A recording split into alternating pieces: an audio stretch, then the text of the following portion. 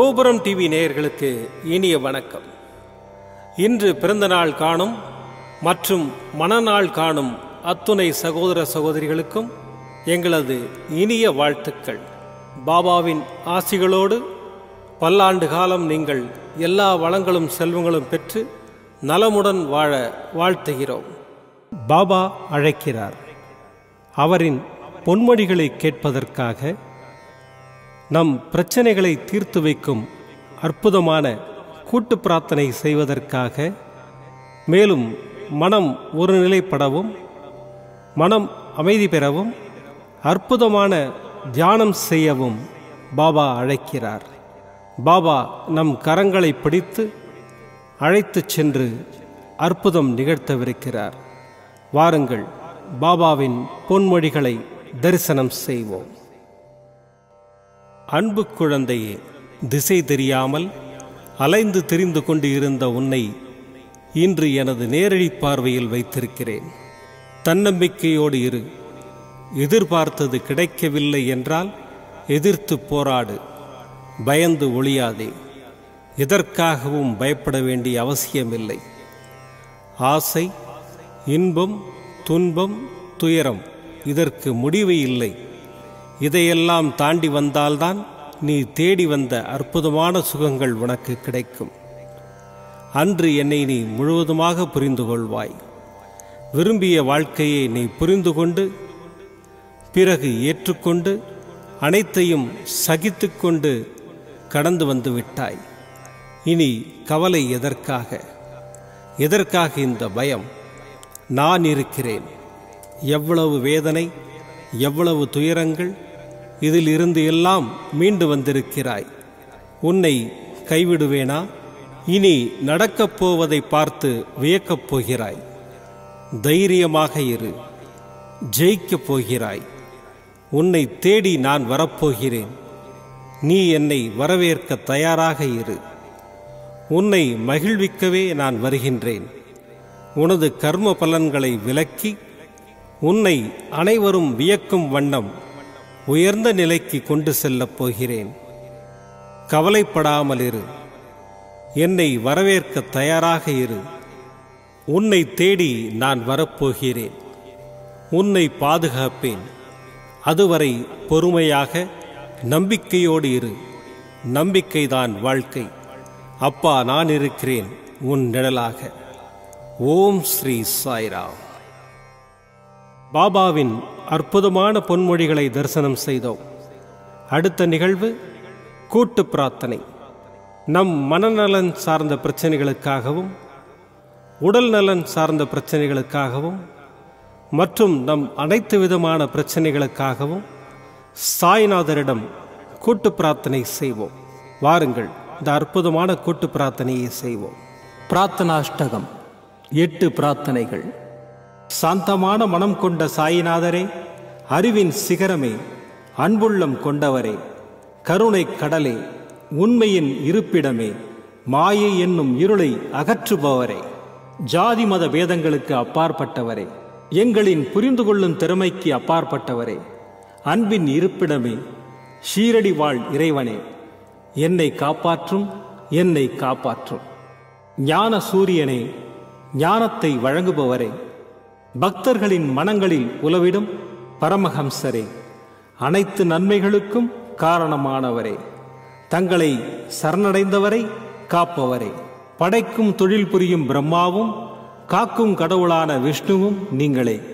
3 உலகங்களையும் யுகங்கள் முடிவில் தன்னுள் ஐக்கியமாக்கிக் கொள்ளும் ருத்திரனும் தாங்களே. நீங்கள் இல்லாத இடம் இந்த பூமியில் ஏது? எல்லாம் அறிந்த இறைவன் நீங்கள். எங்கள் எல்லோரின் இதயங்களிலும் வசிப்பவரும் நீங்களே. எனது எல்லா குற்றங்களையும் மன்னிக்க வேண்டும் என்று வேண்டி கேட்டுக்கொள்ளுகின்றேன். அலை அலையாய் தொடர்ந்து வரும் சந்தேகங்களையும் மனமயக்கங்களையும் போக்குவீராக. நீங்கள் கோமாதா, நான் பிறந்த இளங்கன்று. நீங்கள் சந்திரன், நான் சந்திரகாந்த கல். தங்கள் பாதங்கள் கங்கை நதி. பணிவுடன் இந்த தாசன் உங்கள் பாதங்களில் தலை வணங்குகிறேன். உங்கள் கைகளை என் தலைமீது வைத்து ஆசை கூறுங்கள். என் கவலைகளும் துன்பங்களும் பறந்தோடட்டும். இந்த கணு தங்களின் தாசன். இந்த 8 துதிகளையும் கூறி நான் உங்களை சாஷ்டாங்கமாக நமஸ்கரிக்கின்றேன். எனது பாவங்கள், துன்பங்கள் மற்றும் ஏழ்மை நிலை இவை யாவும் உடனடியாக விலகி ஓடட்டும். ஓம் சாய்ராம், ஓம் சாய்ராம், ஓம் சாய்ராம். அற்புதமாக கூட்டு பிரார்த்தனை செய்தோம். பாபா நம்முடைய கோரிக்கையை ஏற்று நிச்சயமாக நமக்கு அற்புதங்களை செய்வார் என்பது சத்தியம். இனி கண்களை மூடி பாபாவை மனதில் நிறுத்தி பாபாவின் அற்புதமான சக்தி வாய்ந்த மந்திரத்தை அனுபவிப்போம். ஓம் திகம்பராய வித்மஹே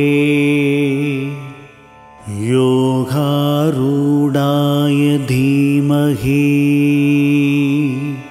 தன்னோ தத்த பிரச்சோதயாத். ஓம் திகம்பராய வித்மஹே யோகாரூடாய தீமஹி தன்னோ தத்த பிரச்சோதயாத். ஓம் திகம்பராய வித்மஹே யோகாரூடாய தீமஹி தன்னோ தத்த பிரச்சோதயாத். ஓம் திகம்பராய வித்மஹே யோகாரூடாய தீமஹி தன்னோ தத்த பிரச்சோதயாத்.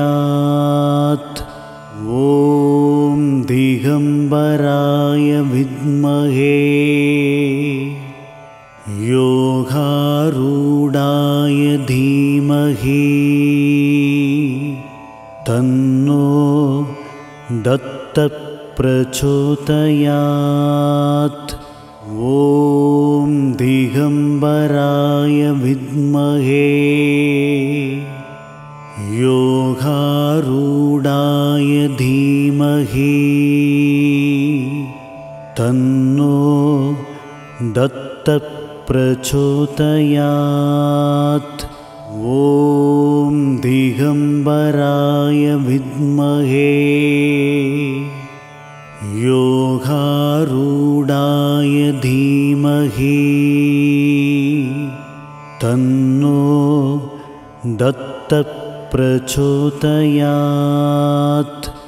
ஓம் திகம்பராய வித்மஹே யோகாரூடாய தீமஹி தன்னோ தத்த பிரச்சோதயாத். ஓம் திகம்பராய வித்மஹே யோகாரூடாய தீமஹி தன்னோ தத்த பிரச்சோதயாத். ஓம் திகம்பராய வித்மஹே யோகாரூடாய தீமஹி தன்னோ தத்த பிரச்சோதயாத். ஓம் திகம்பராய வித்மஹே யோகாரூடாய தீமஹி தன்னோ தத்த பிரச்சோதயாத். ஓம் திகம்பராய வித்மஹே யோகாரூடாய தீமஹி தன்னோ தத்த பிரச்சோதயாத். ஓம் திகம்பராய வித்மஹே யோகாரூடாய தீமஹி தன்னோ தத்த प्रचोदयात्। ॐ दिगम्बराय विद्महे योगारूढाय धीमहि तन्नो दत्तः प्रचोदयात्। ॐ दिगम्बराय विद्महे योगारूढाय धीमहि तन्नो दत्तः प्रचोदयात्। ॐ दिगम्बराय विद्महे योगारूढाय धीमहि तन्नो दत्तः प्रचोदयात्। ॐ दिगम्बराय विद्महे योगारूढाय धीमहि तन्नो दत्तः प्रचोदयात्। ॐ दिगम्बराय विद्महे योगारूढाय धीमहि तन्नो दत्तः प्रचोदयात्। ॐ दिगम्बराय विद्महे योगारूढाय धीमहि तन्नो दत्तः प्रचोदयात्। ॐ दिगम्बराय विद्महे योगारूढाय धीमहि तन्नो दत्तः प्रचोदयात्। ॐ दिगम्बराय विद्महे योगारूढाय धीमहि तन्नो दत्तः प्रचोदयात्। ॐ दिगम्बराय विद्महे योगारूढाय धीमहि तन्नो दत्तः प्रचोदयात्। ॐ दिगम्बराय विद्महे योगारूढाय धीमहि तन्नो दत्तः प्रचोदयात्। ॐ दिगम्बराय विद्महे योगारूढाय धीमहि तन्नो दत्तः प्रचोदयात्। ॐ दिगम्बराय विद्महे योगारूढाय धीमहि तन्नो दत्तः प्रचोदयात्। ॐ दिगम्बराय विद्महे योगारूढाय धीमहि तन्नो दत्तः प्रचोदयात्। ॐ दिगम्बराय विद्महे योगारूढाय धीमहि तन्नो दत्तः प्रचोदयात्। ॐ दिगम्बराय विद्महे योगारूढाय धीमहि तन्नो दत्तप्रचोदयात्। ॐ दिगम्बराय विद्महे योगारूढाय धीमहि तन्नो दत्तप्रचोदयात्। ॐ दिगम्बराय विद्महे योगारूढाय धीमहि तन्नो दत्तप्रचोदयात्। ॐ दिगम्बराय विद्महे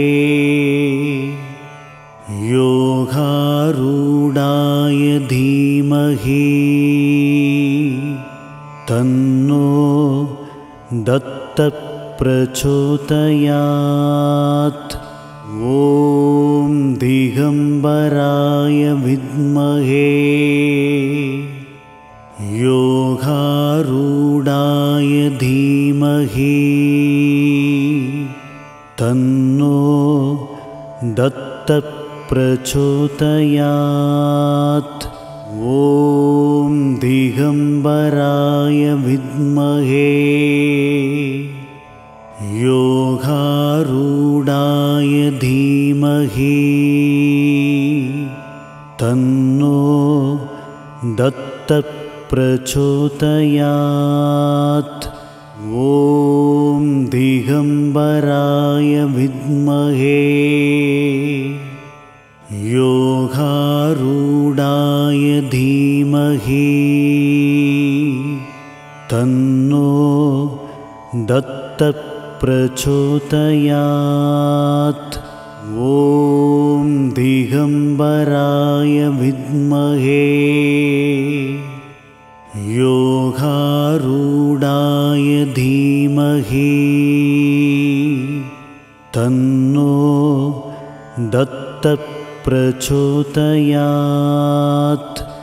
ॐ दिगम्बराय विद्महे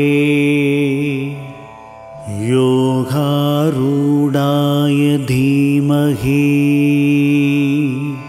तन्नो दत्तप्रचोदयात्। ॐ दिगम्बराय विद्महे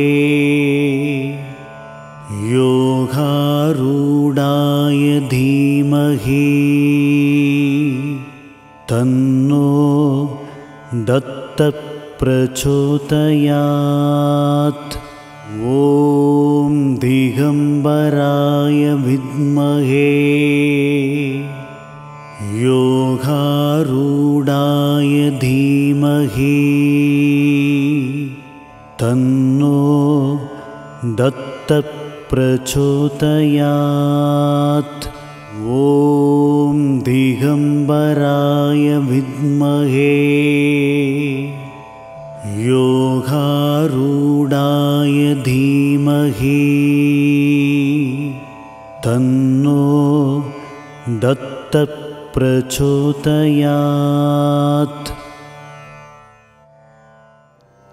மீண்டும் நாளை காலை இந்த அற்புதமான பாபா அழைக்கிறார் நிகழ்ச்சியில் சந்திப்போம். நன்றி, வணக்கம். விதம் விதமான பக்தி நிகழ்ச்சிகளை உங்களுக்காக தந்து கொண்டிருக்கிறது உங்கள் கோபுரம் டிவி. உங்களுக்கு பிடித்த நிகழ்ச்சிகளை லைக் செய்யுங்கள், உங்களுக்கு பிடித்த மாணவர்களுக்கு ஷேர் செய்யுங்கள். மேலும் சப்ஸ்கிரைப் செய்வதோடு மட்டுமல்லாது அருகில் இருக்கும் பெல் பட்டனை கிளிக் செய்து கோபுரம் டிவி நிகழ்ச்சிகளை உடனுக்குடன் தெரிந்து கொள்ளுங்கள். மற்றும் ஒரு மகிழ்ச்சியான செய்தி, கோபுரம் டிவி ஆப்பை கூகுள் பிளே ஸ்டோரில் ஃப்ரீ டவுன்லோட் செய்து கோபுரம் டிவி நிகழ்ச்சிகளை தொடர்ந்து கண்டுகளியுங்கள், பாருங்கள், ரசியுங்கள், பரவசமடையுங்கள். gopuramtv.com. பக்தி பக்திமயம்.